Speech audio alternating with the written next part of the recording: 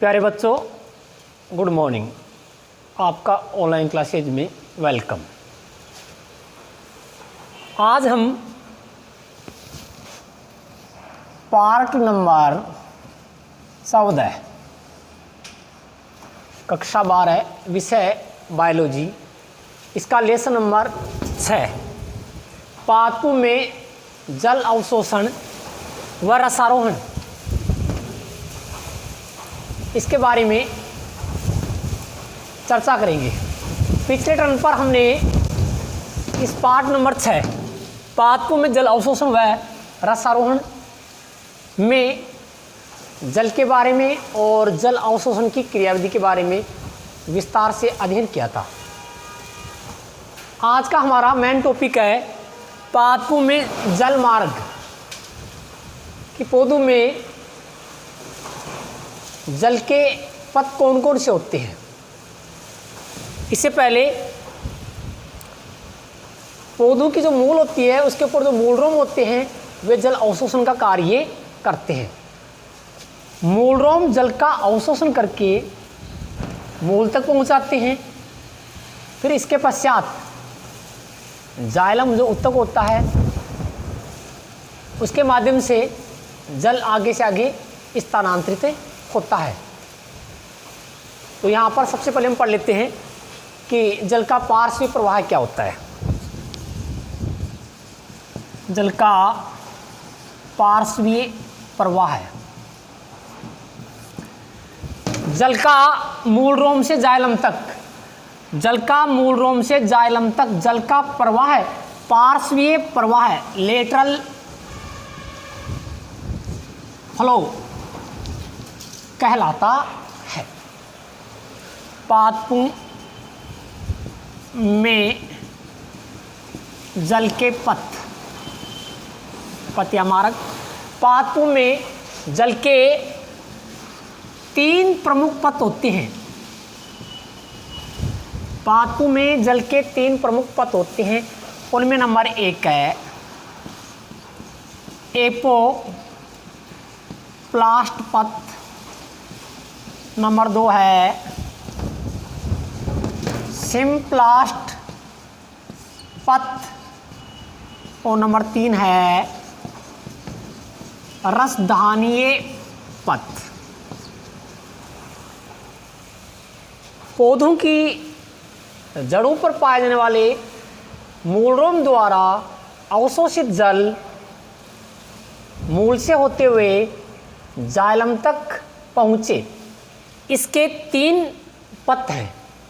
पहला है एपोप्लास्ट पथ, नंबर 2 है सिम्प्लास्ट पथ और नंबर 3 है रसधानीय पथ। एक के बारे में हम विस्तार से अध्ययन करते हैं। सबसे पहले एपोप्लास्ट पथ के बारे में अध्ययन करते हैं। जब जल का प्रवाह है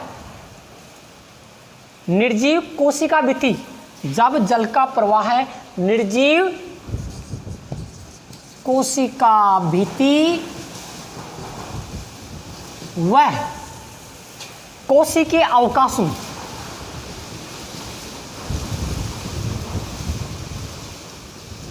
द्वारा होता है, तो इस प्रकार का पथ एपोप्लास्ट पथ कहलाता है।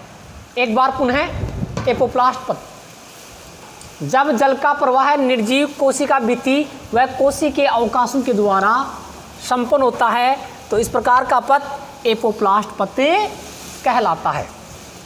इसकी अन्य विशेषताएं, यह निर्जीव पथ होता है। एपोप्लास्ट पथ निर्जीव पथ होता है।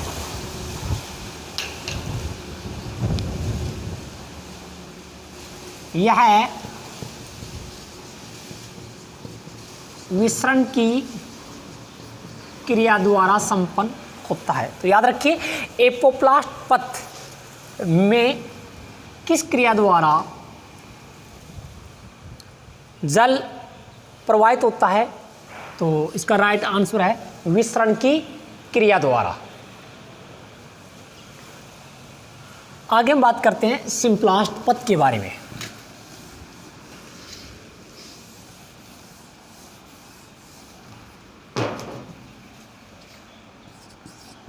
पादपों में जल का दूसरा पथ है सिम्प्लास्ट पथ। जब जल का एक कोशिका से दूसरी कोशिका में स्थानांतरण जीवद्रव्य तंतुओं यानी प्लाज्मोडेस्माटा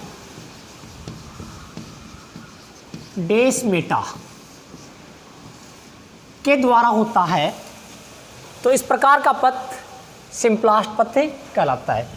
सिम्प्लास्ट पथ में जल का प्रवाह है एक कोशिका से दूसरी कोशिका में प्लाज्मोडेस्माटा द्वारा होता है, तो इसे सिम्प्लास्ट पथ कहते हैं। सिम्प्लास्ट पथ की अन्य विशेषताएं हैं, यह सजीव पथ कहलाता है। सिम्प्लास्ट पथ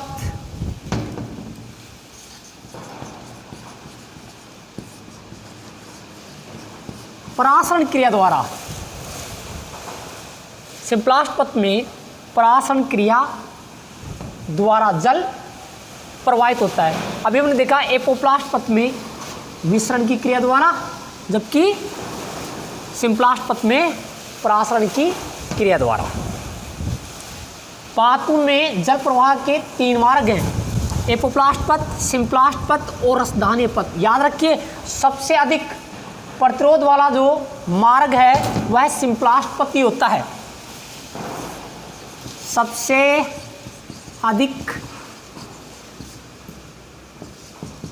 प्रतिरोध वाला मार्ग, ये इंपॉर्टेंट क्वेश्चन है। पादपों में जल प्रवाह का सबसे अधिक प्रतिरोध वाला मार्ग कौन सा है?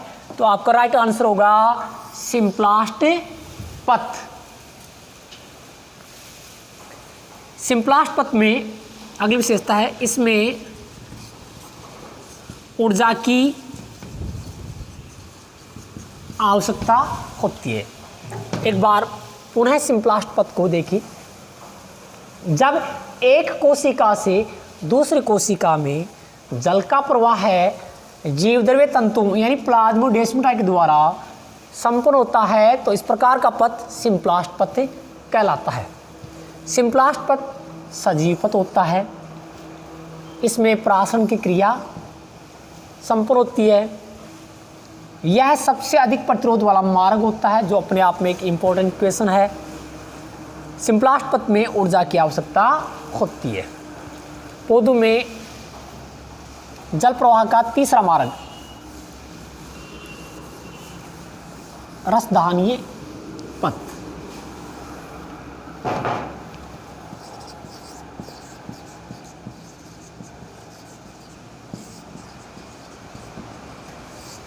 रसदानी रिक्तिका वैक्यूल, जब एक कोशिका से दूसरी कोशिका में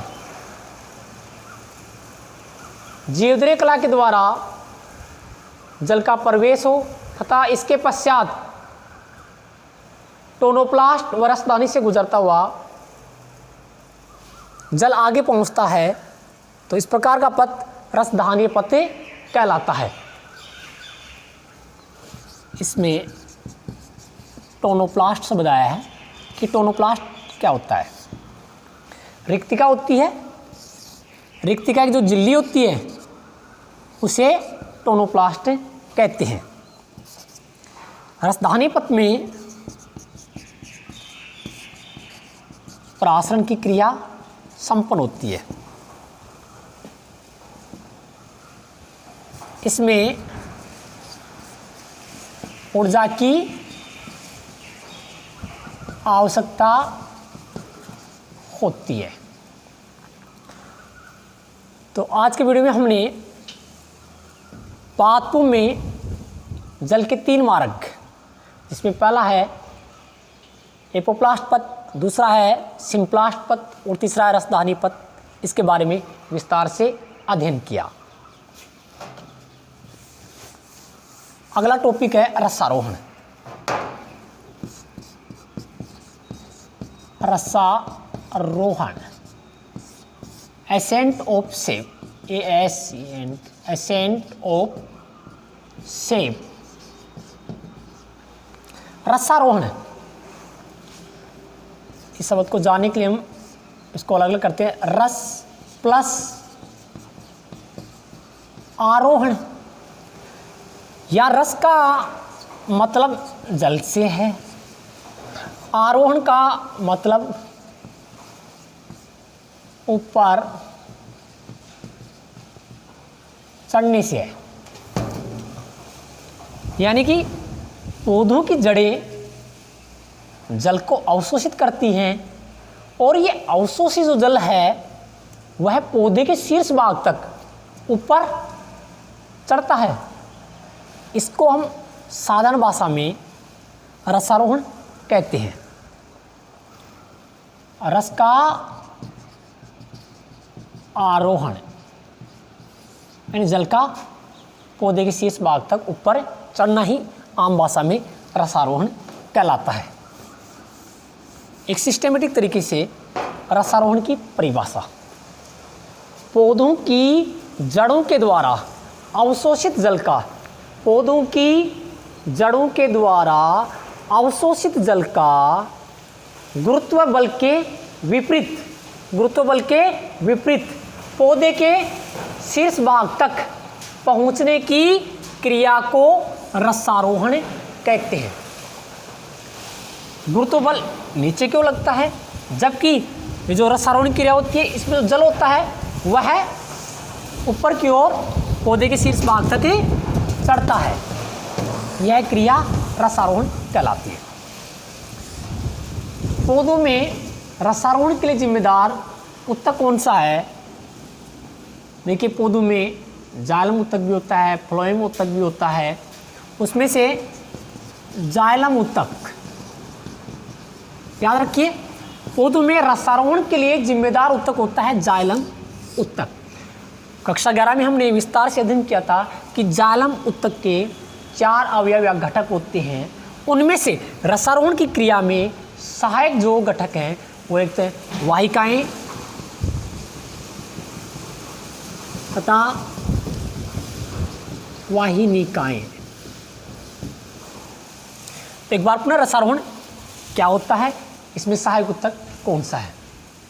पौधों की जड़ों के द्वारा अवशोषित जल का गुरुत्व बल के विरुद्ध पौधे के शीर्ष भाग तक पहुंचने की क्रिया को रसारोहण कहते हैं। रसारोहण के लिए जिम्मेदार ऊतक जाइलम ऊतक होता है और जाइलम ऊतक के रसारोहण में जो सहायक घटक हैं वह है वाहिकाएं